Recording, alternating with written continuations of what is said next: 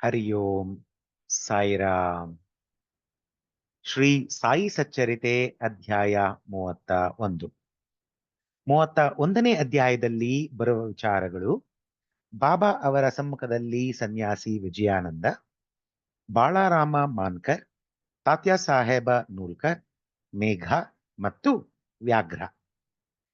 ಮನುಷ್ಯ ತನ್ನ ಅಂತ್ಯಕಾಲದಲ್ಲಿ ಮಾಡುವ ವಿಚಾರಗಳಿಗೆ ತಕ್ಕಂತೆ ಫಲವನ್ನು ಪಡೆಯುತ್ತಾನೆ. ಆ ಸಮಯದಲ್ಲಿ ಅವನು ಭಗವತ್ಪಾದಗಳಲ್ಲಿ ತನ್ನ ಧ್ಯಾನವಿಟ್ಟರೆ ಜನ್ಮಹೀನನಾಗಿ ಮತ್ತೆ ಜನ್ಮ ತಾಳುವುದಿಲ್ಲ. ಆದ್ದರಿಂದಲೇ ಸಂತರು ನಮಗೆ ನಾಮಸ್ಮರಣೆ ಮಾಡಲು ಉಪದೇಶಿಸುತ್ತಾರೆ. ಕೆಲವು ಸಲ ನಮ್ಮ ಅಂತ್ಯಕಾಲದಲ್ಲಿ ನಾವು ಔಹಾರಿ ಪರಮಾತ್ಮನನ್ನು ಮರೆತು ನಮ್ಮ ಇಡೀ ಜೀವನ ವ್ಯರ್ಥವಾಗಬಹುದಾಗಿದೆ. ಇದನ್ನು ತಪ್ಪಿಸುವ ಸಲುವಾಗಿ ನಾವು ನಾಮಸ್ಮರಣೆಯ ಅಭ್ಯಾಸ ಇಟ್ಟುಕೊಳ್ಳಬೇಕು. ನಮ್ಮ ಅಂತ್ಯದಲ್ಲಿ ನಾವು ಸಂತರಿಗೆ ಸಂಪೂರ್ಣವಾಗಿ ಶರಣಾಗತರಾದರೆ ಅವರು ನಮಗೆ ಸದ್ಗತಿ ತೊರೆಯಲು ಸಹಾಯವೆಸಗುತ್ತಾರೆ. ಇದು ಈ ಕೆಳಗಿನ ಕಥೆಗಳಿಂದ ಸ್ಪಷ್ಟವಾಗುತ್ತದೆ. ಬಾಬಾ ಅವರ ಸಮ್ಮುಖದಲ್ಲಿ ಸನ್ಯಾಸಿ ವಿಜಯಾನಂದರೆಂಬ ಮದ್ರಾಸಿ ಸನ್ಯಾಸಿಯು ಒಮ್ಮೆ ಮಾನಸ ಸರೋವರಕ್ಕೆ ಹೊರಟರು. ದಾರಿಯಲ್ಲಿ ಬಾಬಾ ಅವರ ಕೀರ್ತನೆಯನ್ನು ಕೇಳಿ ಶಿರಡಿಗೆ ಬಂದು ತಂಗಿದರು. ಅಲ್ಲಿ ಹರಿದ್ವಾರದ ಸೋಮದೇವ ಸ್ವಾಮಿಯವರನ್ನು ಭೇಟಿ ಮಾಡಿ ಮಾನಸ ಸರೋವರದ ಪ್ರಯಾಣದ ಬಗ್ಗೆ ವಿಚಾರಿಸಿದರು. ಅವರು ಮಾನಸ ಸರೋವರಕ್ಕೆ ಪ್ರಯಾಣ ಮಾಡಬೇಕಾದರೆ ದಾರಿಯಲ್ಲಿ ಬಹಳ ಕಷ್ಟವನ್ನು ಅನುಭವಿಸಬೇಕೆಂದು ಹೇಳಿ ಅಲ್ಲಿಯ ಹವಾಗುಣ, ಜನಗಳ ನಡತೆ ಎಲ್ಲವನ್ನೂ ವಿವರಿಸಿದರು. ಇದನ್ನು ಕೇಳಿ ಅವರು ಮಾನಸ ಸರೋವರಕ್ಕೆ ಹೋಗುವ ವಿಚಾರ ಕೈಬಿಟ್ಟರು. ನಂತರ ಬಾಬಾ ಅವರ ಬಳಿಗೆ ಹೋಗಿ ನಮಸ್ಕಾರ ಮಾಡಿದರು. ಆಗ ಬಾಬಾ ಅವರು ಕೋಪದಿಂದ, ಈ ಸನ್ಯಾಸಿಯನ್ನು ಇಲ್ಲಿಂದ ಹೊರದೂಡಿ ಎಂದರು. ವಿಜಯಾನಂದರಿಗೆ ಬಾಬಾ ಅವರ ಮಾತಿನ ಅರ್ಥವಾಗಲಿಲ್ಲ. ಸ್ವಲ್ಪ ನೊಂದುಕೊಂಡು ಅಲ್ಲಿಯೇ ಎಲ್ಲವನ್ನು ನೋಡುತ್ತಾ ಕುಳಿತರು. ಆಗ ಬಾಬಾ ಅವರ ಬೆಳಗಿನ ದರ್ಬಾರ ನಡೆಯುತ್ತಿತ್ತು.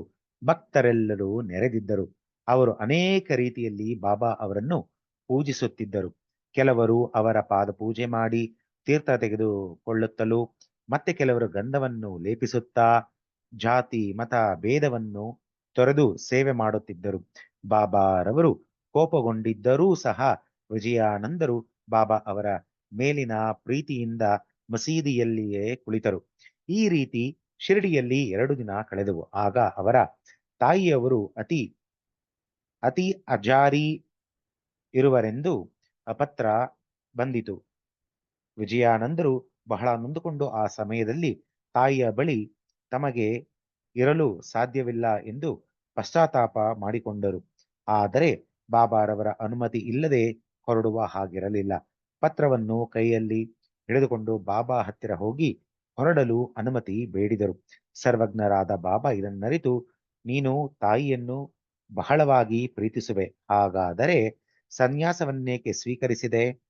ವ್ಯಾಮೋಹ ಮತ್ತು ಮಮತೆ ಸನ್ಯಾಸತ್ವಕ್ಕೆ ವಿರೋಧವಾದವುಗಳಲ್ಲವೇ? ನೀನು ಕೊಠಡಿಗೆ ಹೋಗಿ ಸುಮ್ಮನೆ ಕುಳಿತುಕೋ. ತಾಳ್ಮೆಯಿಂದ ಕೆಲವು ದಿನ ಕಳೆ. ವಾಡಾದಲ್ಲಿ ಅನೇಕ ದರೋಡೆಕೋರರಿದ್ದಾರೆ. ಬಾಗಿಲು ಹಾಕಿಕೋ, ಇಲ್ಲದಿದ್ದರೆ ಲೂಟಿ ಮಾಡುತ್ತಾರೆ. ಐಶ್ವರ್ಯ ಮತ್ತು ಸುಖವು ಶಾಶ್ವತವಲ್ಲ. ಮಾನವನಾಗಿ ಹುಟ್ಟಿದ ಮೇಲೆ ಸಾವು ಖಂಡಿತ. ಮೋಹ ಮತ್ತು ಮಮತೆಯನ್ನು ತ್ಯಜಿಸು. ಯಾರು ಶ್ರೀಹರಿಯನ್ನೇ ಸ್ಮರಿಸುತ್ತಾರೆಯೋ ಅವನ ಸಹಾಯಕ್ಕೆ ದೇವರು ಹೋಗುತ್ತಾನೆ. ನೀನು ನಿನ್ನ ಪೂರ್ವಜನ್ಮ ಪುಣ್ಯದ ವಿಶೇಷದಿಂದ ಇಲ್ಲಿಗೆ ಬಂದಿರುವೆ. ನಾನು ಹೇಳಿದುದನ್ನು ಗಮನಿಸಿ ನಿನ್ನ ಜೀವಿತೋದ್ದೇಶವನ್ನು ಸಾಧಿಸು. ನಿಷ್ಕಾಮಿಯಾಗಿ ನಾಳೆಯಿಂದ ಭಾಗವತ ಪಾರಾಯಣ ಮಾಡು. ಬಿಡದೆ 3 ಸಪ್ತಾಹಗಳನ್ನು ಆಚರಿಸು. ದೇವರು ಮೆಚ್ಚಿ ನಿನ್ನ ದುಃಖಗಳನ್ನು ನಿರ್ಮೂಲನ ಮಾಡುತ್ತಾನೆ. ಆಗ ಭ್ರಮೆಯು ಮರೆಯಾಗುತ್ತದೆ, ಶಾಂತಿ ಲಭಿಸುತ್ತದೆ ಎಂದರು. ನಂತರ ಅವನ ಮರಣದ ಕಾಲವು ಸಮೀಪಿಸಿತೆಂಬುದನ್ನು ತಮ್ಮ ಜ್ಞಾನ ದೃಷ್ಟಿಯಿಂದ ಬಾಬಾ ತಿಳಿದು ವಿಜಯಾನಂದರಿಗೆ ಯಮದೇವನು ಮೆಚ್ಚುವ ಶ್ರೀರಾಮ ವಿಜಯವನ್ನು ಪಾರಾಯಣ ಮಾಡಲು ಹೇಳಿದರು. ಮರುದಿನ ಬೆಳಗ್ಗೆ ಸ್ನಾನ ಮಾಡಿ ಲೆಂಡಿ ತೋಟದ ಪ್ರಶಾಂತವಾದ ವಾತಾವರಣದಲ್ಲಿ ವಿಜಯಾನಂದರು ಭಾಗವತ ಪಾರಾಯಣವನ್ನು ಆರಂಭಿಸಿದರು. ಹೀಗೆ 2 ಸಪ್ತಾಹ ಮಾಡಿ ಬಳಲಿದ್ದರು. ನಂತರ ಒಂದು ದಿನ ವಾಡಾಕ್ಕೆ ಹಿಂತಿರುಗಿ ಬಡೇ ಬಾಬಾ ಅವರ ತೊಡೆಯ ಮೇಲೆ ಮಲಗಿದಾಗ ಪರಮಾತ್ಮನ ಸಾನ್ನಿಧ್ಯವನ್ನು ಹೊಂದಿದರು. ಬಾಬಾ ಅವರು ಒಂದು ದಿನದ ಮಟ್ಟಿಗೆ ದೇಹವನ್ನು ಕಾಪಾಡುವಂತೆ ಆಜ್ಞೆ ಮಾಡಿದರು. ನಂತರ ಪೊಲೀಸರು ಬಂದು ಪರೀಕ್ಷಿಸಿ ಅಂತ್ಯಕ್ರಿಯೆಗೆ ಅನುಮತಿ ನೀಡಿದರು. ನಂತರ ಮೃತ ದೇಹವನ್ನು ಸಕಲ ಸಂಪ್ರದಾಯಕ್ಕನುಸಾರವಾಗಿ ತಕ್ಕ ಸ್ಥಳದಲ್ಲಿ ಸಮಾಧಿ ಮಾಡಲಾಯಿತು. ಈ ರೀತಿ ಬಾಬಾ ಆ ಸನ್ಯಾಸಿಗೆ ಸದ್ಗತಿಯನ್ನು ಕೊಟ್ಟರು. ಬಾಳಾರಾಮ್ ಮಾನ್ಕರ್ ಬಾಳಾರಾಮ್ ಮಾನ್ಕರ್ ಬಾಬಾರವರ ಪರಮ ಭಕ್ತರಾಗಿದ್ದರು. ತಮ್ಮ ಪತ್ನಿಯು ಕಾಲವಾದ ನಂತರ ಮನೆಯ ಜವಾಬ್ದಾರಿಯನ್ನು ಮಗನಿಗೊಪ್ಪಿಸಿ ಶಿರ್ಡಿಗೆ ಬಂದು ನೆಲೆಸಿದರು.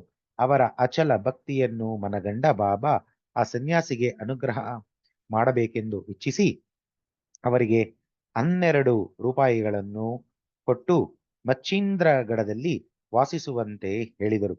ಮಾನ್ಕರ್ರಿಗೆ ಅಲ್ಲಿ ಹೋಗಲು ಇಷ್ಟವಿರಲಿಲ್ಲ. ಬಾಬಾ ಅವರು ಅಲ್ಲಿಗೆ ಹೋಗುವುದರಿಂದ ಪ್ರಯೋಜನ ಇದೆ ಎಂದು ಹೇಳಿ ದಿನಕ್ಕೊಮ್ಮೆಯಾದರೂ ಗಡದ ಮೇಲೆ ಕುಳಿತು ಧ್ಯಾನಾಸಕ್ತನಾಗಲು ಅವರಿಗೆ ಹೇಳಿದರು.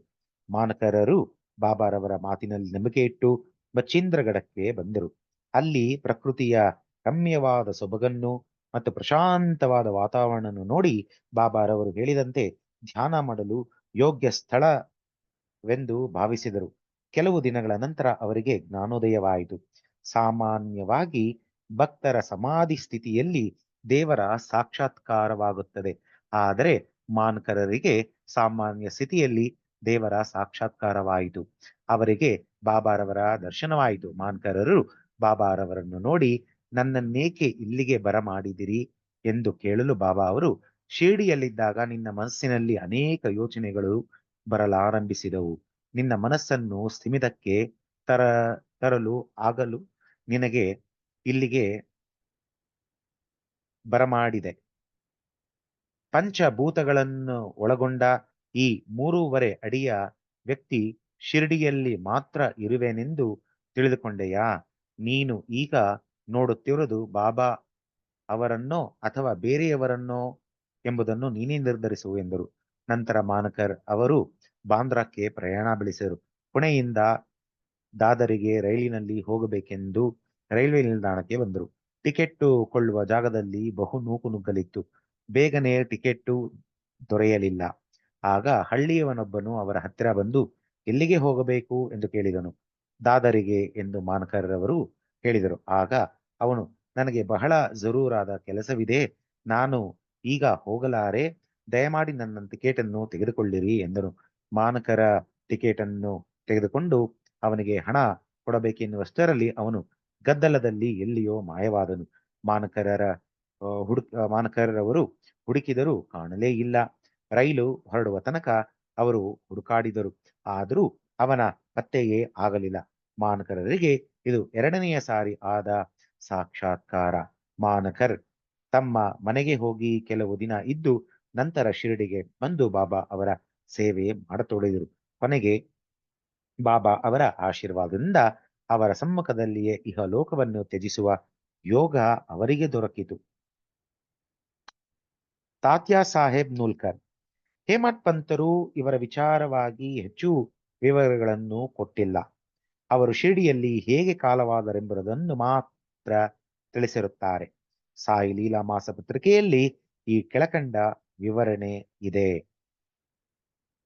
ಸುಮಾರು 1909ರಲ್ಲಿ ಪಂಢರಾಪುರದಲ್ಲಿ ನಾನಾ ಸಾಹೇಬ್ ಚಾಂದೋರ್ಕರ್ ಅವರು ಮಾಮಲೆದಾರರಾಗಿದ್ದಾಗ ಅವರು ಅಲ್ಲಿ ನ್ಯಾಯಾಧೀಶರಾಗಿದ್ದರು. ಇಬ್ಬರೂ ಸಹ ಸ್ನೇಹಿತರಾಗಿದ್ದರು. ತಾತ್ಯಾ ಅವರಿಗೆ ಸಾಧು ಸಂತರಲ್ಲಿ ನಂಬಿಕೆ ಇರಲಿಲ್ಲ. ಆದರೆ ನಾನಾ ಸಾಹೇಬ್ ಚಾಂದೋರ್ಕರ್ ಸಾಧು ಸಂತರ ಭಕ್ತರಾಗಿದ್ದರು. ನಾನಾ ಅವರು ಅವರಿಗೆ ಶ್ರೀ ಸಾಯಿ ಲೀಲೆಗಳನ್ನು ವಿವರಿಸಿ ಒಮ್ಮೆ ಶಿರ್ಡಿಗೆ ಹೋಗಿ ದರ್ಶನ ಪಡೆಯಬೇಕೆಂದು ಪ್ರೇರೇಪಿಸಿದರು. ಆಗ ಅವರು 2 ಷರತ್ತುಗಳ ಮೇಲೆ ಶಿರ್ಡಿಗೆ ಹೋಗಲು ಒಪ್ಪಿದರು. ಅವು ಯಾವುವೆಂದರೆ ಬ್ರಾಹ್ಮಣನಾದವನು ಅಡಿಗೆ ಮಾಡಲು ತಮ್ಮ ಜೊತೆಯಲ್ಲಿ ಬರಬೇಕು ಮತ್ತು ಎರಡನೆಯದು ಬಾಬಾ ಅವರಿಗೆ ಅರ್ಪಿಸಲು ಒಳ್ಳೆಯ ನಾಗ್ಪುರದ ಕಿತ್ತಳೆ ಹಣ್ಣುಗಳು ದೊರೆಯಬೇಕು. ಇವೆರಡೂ ಷರತ್ತುಗಳು ದೇವರ ದಯೆಯಿಂದ ನೆರವೇರಿದವು. ಆಗ ತಾತ್ಯ ಅವರು ಶಿರಡಿಗೆ ಹೊರಡಲೇಬೇಕಾಯಿತು. ಮೊದಲು ಬಾಬಾ ಅವರ ಮೇಲೆ ಕೋಪಗೊಂಡರು. ಆಗಾಗ್ಗೆ ತಾತ್ಯ ಅವರಿಗೆ ಈ ರೀತಿಯಾದ ಪ್ರಸಂಗಗಳು ಸಂಭವಿಸುತ್ತಿದ್ದವು. ನಂತರ ಬಾಬಾ ಅವರು ದೇವರ ಅವತಾರ ಎಂದು ಅವರು ತಮ್ಮ ಸ್ವಂತ ಅನುಭವದಿಂದಲೇ ಅರಿತರು. ಬಾಬಾ ಅವರಲ್ಲಿ ಆಸಕ್ತಿ ಹುಟ್ಟಿ ತಮ್ಮ ಅಂತ್ಯಕಾಲದ ತನಕ ಶಿರಡಿಯಲ್ಲಿಯೇ ತಂಗಿದರು. ಅಂತ್ಯಕಾಲ ಸಮೀಪಿಸುತ್ತಿರುವಾಗ ಅವರ ಹತ್ತಿರ ಕುಳಿತು ಪುಣ್ಯ ಗ್ರಂಥಗಳ ಪಾರಾಯಣ ಮಾಡಿ ಅವರಿಗೆ ಬಾಬಾ ಅವರ ಪಾದ ತೀರ್ಥವನ್ನು ಕುಡಿಸಲಾಯಿತು. ಆಗ ಬಾಬಾ ಅವರು ಅವರ ಅಂತ್ಯವನ್ನು ಅರಿತು, ತಾತ್ಯ ನಮ್ಮನ್ನು ಬಿಟ್ಟು ಅಗಲಿದನು, ಅವನಿಗೆ ಪುನರ್ಜನ್ಮವಿಲ್ಲ ಎಂದರು. ಮೇಘ ಈ ಹಿಂದೆ 28ನೇ ಅಧ್ಯಾಯದಲ್ಲಿಯೇ ಮೇಘನ ಕಥೆಯನ್ನು ವಿವರಿಸಿದ್ದೇವೆ. ಮೇಘ ತೀರಿಕೊಂಡ ನಂತರ ಶಿರಡಿಯ ಜನರೆಲ್ಲರೂ ಅವನ ಅಂತ್ಯ ಮೆರವಣಿಗೆಯಲ್ಲಿ ಭಾಗವಹಿಸಿದರು. ಬಾಬಾ ಅವರೂ ಸಹ ಜನರೊಡನೆ ಸ್ಮಶಾನಕ್ಕೆ ಹೋಗಿ ಅವನ ಮೃತದೇಹದ ಮೇಲೆ ಪುಷ್ಪಗಳನ್ನು ಹಾಕಿದರು. ದಹನ ಕ್ರಿಯೆಗಳಾದ ನಂತರ ಬಾಬಾ ಅವರೂ ಸಹ ಸಾಮಾನ್ಯ ಮನುಷ್ಯರಂತೆ ಕಣ್ಣೀರು ಸುರಿಸಿದರು. ಭಕ್ತರಿಗೆ ಸದ್ಗತಿಯನ್ನು ನೀಡಿದ ಅನೇಕ ಸಂತರನ್ನು ನಾವು ನೋಡಿದ್ದೇವೆ, ಆದರೆ ಬಾಬಾ ಅವರ ರೀತಿ ಅಪೂರ್ವವಾಗಿದ್ದಿತು. ವ್ಯಾಘ್ರ ಬಾಬಾ ಅವರ ಮಹಾ ಸಮಾಧಿಯ ಮೊದಲು 7 ದಿನಗಳ ಮುಂಚೆ ಈ ಘಟನೆ ಸಂಭವಿಸಿತು. ಕೆಲವು ದರವೇಶಿಗಳು ಒಂದು ಹುಲಿಯನ್ನು ಸರಪಳಿಯಿಂದ ಕಟ್ಟಿ ಚಕ್ಕಡಿ ಗಾಡಿಯಲ್ಲಿ ಹಾಕಿ ಶಿರಡಿಗೆ ತಂದರು. ಅದನ್ನು ಆ ದರವೇಶಿಗಳು ಹಳ್ಳಿಗಳಲ್ಲಿ ಪ್ರದರ್ಶಿಸಿ ದೊರೆತ ಹಣದಿಂದ ತಮ್ಮ ಜೀವನೋಪಾಯ ಮಾಡುತ್ತಿದ್ದರು. ಅದು ರೋಗದಿಂದ ನರಳುತ್ತಿತ್ತು. ಎಷ್ಟೋ ಔಷಧಿ ಕುಡಿಸಿದರೂ ಗುಣವಾಗಲಿಲ್ಲ. ಬಾಬಾ ಅವರ ಕೀರ್ತಿ ಕೇಳಿ ಆ ಹುಲಿಯೊಂದಿಗೆ ಅವರು ಬಾಬಾ ಅವರ ಕಡೆಗೆ ಬಂದರು. ಬಾಬಾ ಅವರ ಅನುಮತಿ ಪಡೆದು ಅದನ್ನು ಅವರ ಬಳಿಗೆ ತಂದರು. ಮಸೀದಿಯಲ್ಲಿ ಕಾಲಿಡುತ್ತಲೇ ಅದು ಬಾಬಾ ಅವರ ದಿವ್ಯ ತೇಜಸ್ಸನ್ನು ಸಹಿಸಲಾರದೆ ತಲೆಯನ್ನು ಕೆಳಗೆ ಮಾಡಿ ಅವರನ್ನು ಪ್ರೀತಿಯಿಂದ ನೋಡಿತು. ನಂತರ ಬಾಲವನ್ನು ಅಲ್ಲಾಡಿಸಿ ಅದನ್ನು 3 ಸಲ ನೆಲಕ್ಕೆ ಹೊಡೆದು ಶುದ್ಧಿ ತಪ್ಪಿ ಬಿದ್ದ ಕೂಡಲೇ ಅದರ ಜೀವ ಹೋಯಿತು. ಇದರಿಂದ ಆ ದರವೇಶಿಗಳಿಗೆ ಅತೀವ ದುಃಖವಾಯಿತು. ಆದರೆ ಅದು ಬಾಬಾ ಅವರ ಬಳಿ ತನ್ನ ಪ್ರಾಣ ಬಿಟ್ಟಿದುದು ಅದರ ಪುಣ್ಯ ವಿಶೇಷವೇ ಸರಿ ಎಂದು ಅವರು ನಂತರ ಮನಗಂಡರು. ಹುಲಿಯು ದರವೇಶಿಗಳಿಗೆ ಪೂರ್ವ ಜನ್ಮದಲ್ಲಿ ಋಣಿಯಾಗಿದ್ದಿತು. ಅವರ ಋಣ ತೀರಿಸಿದ ನಂತರ ಅದು ಬಾಬಾ ಅವರ ಸಮ್ಮುಖದಲ್ಲಿ ಅಸುನೀಗಿತು. ಸಂತರ ಪಾದಗಳಿಗೆರಗಿ ಪ್ರಾಣ ಬಿಡುವ ಜೀವರಾಶಿಗಳೇ ಧನ್ಯ. ಈ ಘಟನೆ ನಡೆದ 7 ದಿನಗಳ ನಂತರ ಬಾಬಾ ಅವರ ದೇಹಾವಸಾನ ಆಯಿತು. ಓಂ ತತ್ಸತ್. ಶ್ರೀ ಸಚ್ಚಿದಾನಂದ ಸದ್ಗುರು ಸಾಯಿನಾಥ ಚರಣಾರ್ಪಣಮಸ್ತು. ಇಲ್ಲಿಗೆ ಅಧ್ಯಾಯ 31 ಸಂಪೂರ್ಣವಾಯಿತು. ಸಾಯಿರಾಮ್.